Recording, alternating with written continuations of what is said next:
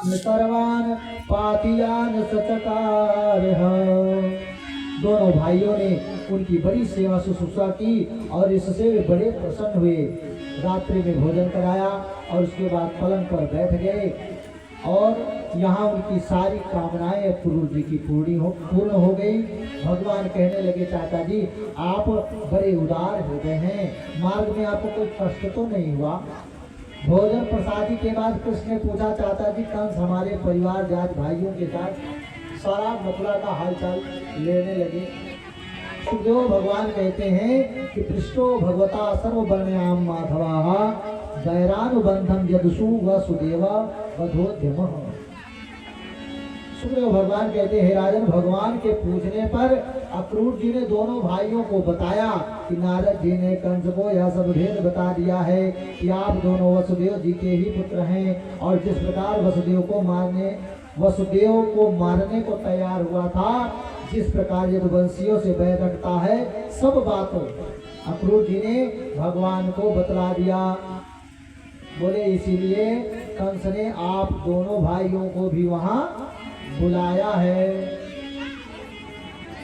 तो भगवान ने कहा, देखो चाचा जी ये सब बात आपने हमको बताई ठीक है, पर यह सब बात हमारे नंद बाबा और हमारी यशोदा मैया को मत बताना।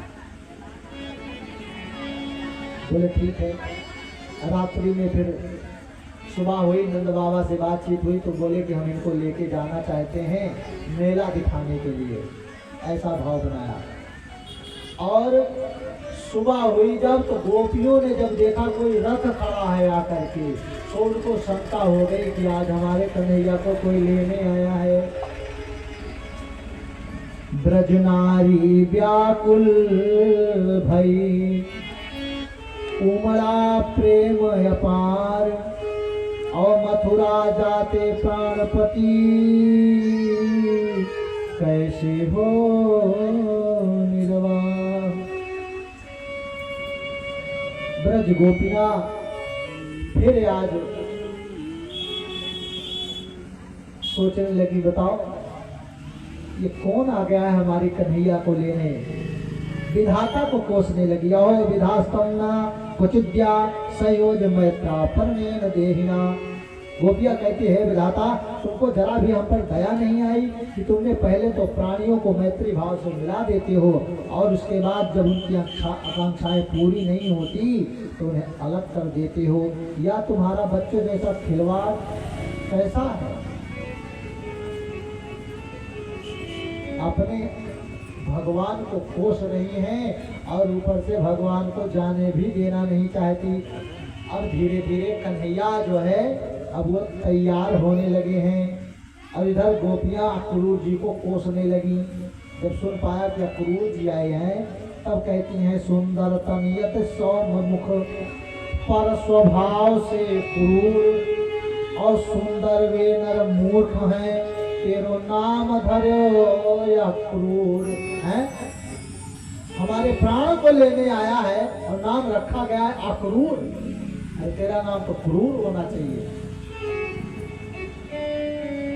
हाय प्राण प्रिय को हृदय कैसे भयो कठोर और रथारूढ़ मुखरित उतई नहीं चितवत।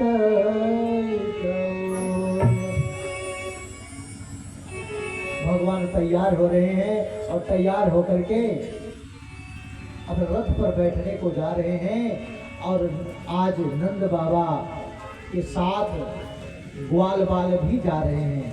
लेकिन आज यशोदा मैया और सारी गोपियां रो रही हैं क्योंकि उनको पता है कि कनुआ जाएगा तो फिर आने वाला नहीं है।